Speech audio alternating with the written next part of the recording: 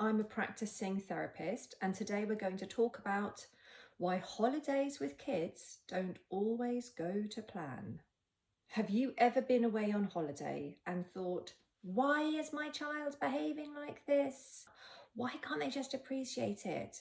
We've been saving up for this holiday all year. They should be excited. We're in this beautiful place. What's going on? In this video, we're going to talk about why holidays with children can bring about different emotions and responses in them, and what you can do to help make the holiday a fun and enjoyable experience for all of you. Now let's talk about expectations. You've spent the entire year saving for this, talking about it, planning it.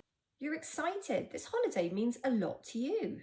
Now let's just unpack that a little, and please do excuse the holiday pun. At some point, you, your partner, and other adults will have decided where to go. You'll have worked out your budget. You'll have done some research about when to go, how to go, where to stay. That's been a lot of decisions, right? And absolutely, these are adult decisions to make. You need to be able to do the strategizing, the planning, the budgeting. These are decisions that as adults, you are well placed to make. You can weigh up what you can get for within your budget and also what you want from your holiday. And this is where getting excited and that sense of expectation comes from. We get excited about our holidays because we have a sense of what to expect and what is unexpected. We're able to imagine what that holiday will be like, should be like, could be like, based on previous knowledge, based on what we've looked at online, based on where friends have been, based on what we've seen on TV. All of these things build up to the sense of expectation that we have as adults based on our frame of reference. Now, our frame of reference as adults is far greater, far wider, far deeper than that of our children. And within this frame of reference, this sense of what we're anticipating, what we're expecting, what we're excited about, there are aspects of that which could be described as tacit. There are aspects which we might not even necessarily put into words. I'm thinking about that feeling you get when you first step off the plane, when that wall of heat hits you. I'm sure many of you know exactly what I'm talking about. I'm thinking about the smells, the way the air feels different, the sounds around you, all of those different things which are really quite nuanced, but they're all part of what makes a holiday feel different, and that sense of indifference which can feel exciting for us. Now, for our children, they may experience these things differently. The way they feel the heat may be different to our own sensory processes of feeling the heat, and they may not know that the way they feel the heat feels overwhelming or unpleasant. They may not know, they may not even be able to name that's what they're feeling. So already you've got these little things happening. And how about the language difference? So for sure, for many children over a certain age, on a cognitive, on an intellectual, on a factual level, they're going to know that there's going to be a different language spoken. They might even learn it at school, maybe. However, what this feels like when they're actually experiencing this can be really different. That experience of seeing signs that you don't understand, of hearing voices, hearing people speaking, and you don't know what they're saying, that can feel a little dysregulating for a child when it's new and it's different to them. That can take a little while to get used to, and it can shape that child's sense of certainty, of predictability, and of safety. And there's more. So I love going into a supermarket when I'm on holiday. I love that mixture of the familiar, almost familiar, and the different. I know that I won't necessarily be able to get the exact same foods as I have at home. I wouldn't necessarily want to. I know that something that looks the same may taste different, may have different ingredients. This is something that I expect and I anticipate and I get excited about. However, our children won't necessarily know what to expect. And in particular, I'm thinking about children here who have ASD. Food being different, tasting different, looking different, having a different texture to what they're used to can be hugely dysregulating. Now, I will be releasing a series of videos on ASD and neurodiversity in the coming weeks. So please do take a look out for that. But I thought I've got to mention it today when we're talking about that, because it is a huge factor for many children, but certainly in particular children who have ASD. So we've spoken about expectations, and we know that as adults there are differences that are part of the holiday experience that we look forward to, that we anticipate. And now we also know that our children won't necessarily know to anticipate those differences, or they may not know what those differences will feel like in reality until they experience them and how that feels for them. Your child might not find these differences as engaging and as enticing as you do. Remember, even if your child has visited the holiday destination previously, the year before even, what they felt like last summer will be different to this summer. If you think of an 8-year-old, for example, 1 year is about 12% of their life. So it's a huge chunk. In that year, the way a child experiences things is different. What they may not have noticed the year before, it might not have bothered them, or they might have even loved it. They might have forgotten about a year later, or it might feel really unsettling, overwhelming, or dysregulating. Now, I want to talk here also about sleep. I will be releasing a series on sleep shortly, so please do subscribe to be informed about when that drops. We know that holidays are a time when many adults are able to restore themselves, catch up on their sleep, enjoy lie-ins, the alarm not going off for work, all of that type of stuff.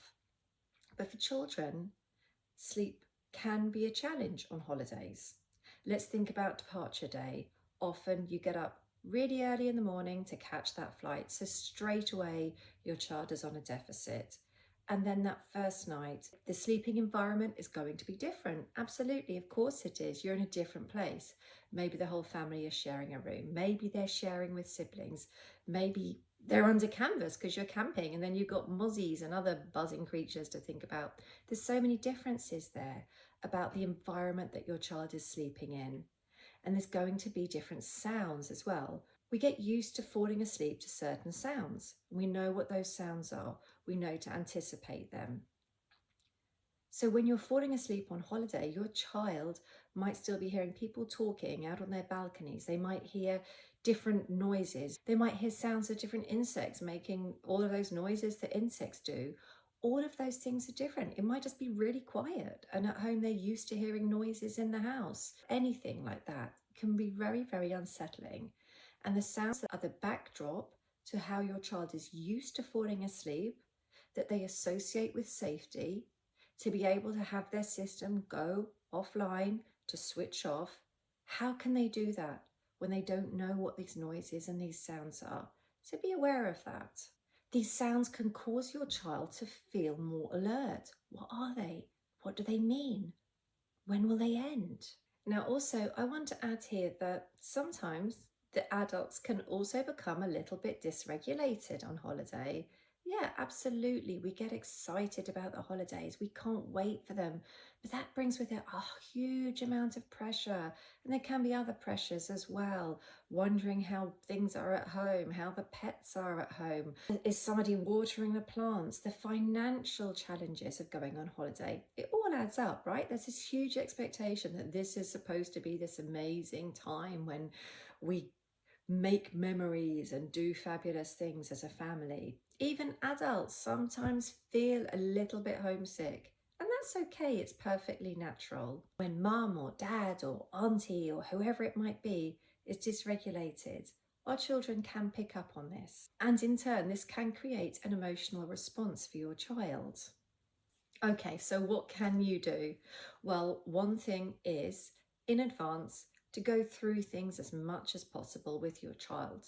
So that might be going on the website of where you're staying, or looking at pictures, reading about it, all of those different types of things, just to get a sense together of what you know you could be able to expect when you're away.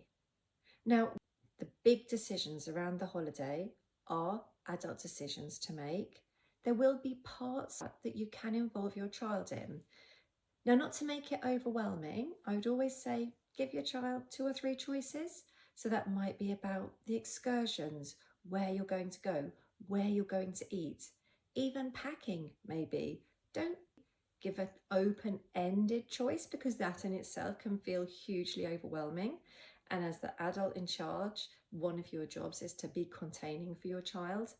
But allowing them a little bit of choice can really help for them to feel engaged, for them to be able to anticipate, and for them to have a sense of predictability about what's going on. And while holidays are certainly a time for new, exciting, different, learning new things, eating new food, meeting new people, going to new places, for children, it can also be incredibly reassuring to still have some aspects of routine. So, you know your child best. There may be routines around bedtime that are really important to them, or routines around getting up in the morning, story time, lunchtime, whatever it might be. Just thinking about ways of weaving some familiarity into the holiday. Think about what your child is bringing from home. They may not realise that actually this one particular pillow or this one particular blanket, comforter, whatever it might be, is something that's really soothing for them. But think about what's around them and what they're familiar with, and make that decision to bring it, even if your child hasn't indicated that they want it.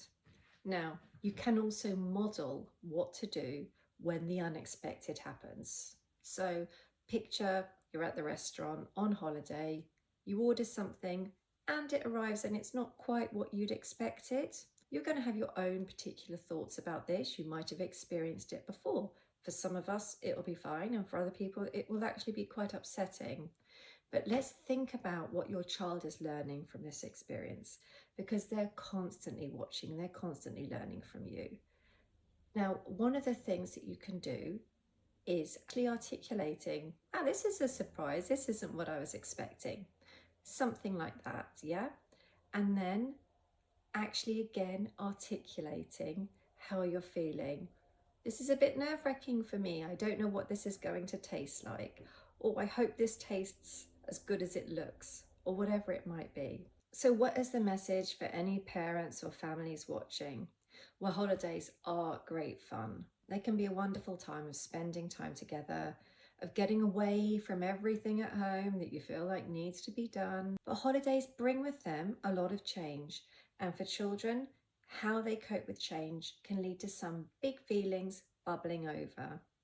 If your child does seem more overtly emotional in how they're being, if they're more defiant, tearful, even quiet, or maybe angry, just take a moment to step back and to think, what might this be communicating to me?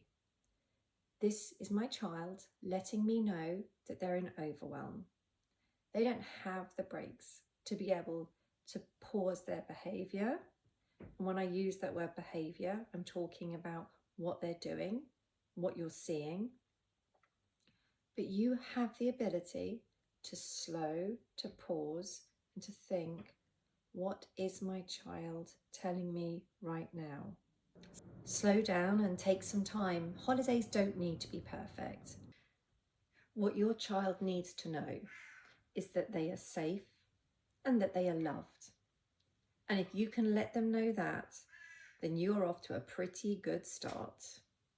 Have a great trip.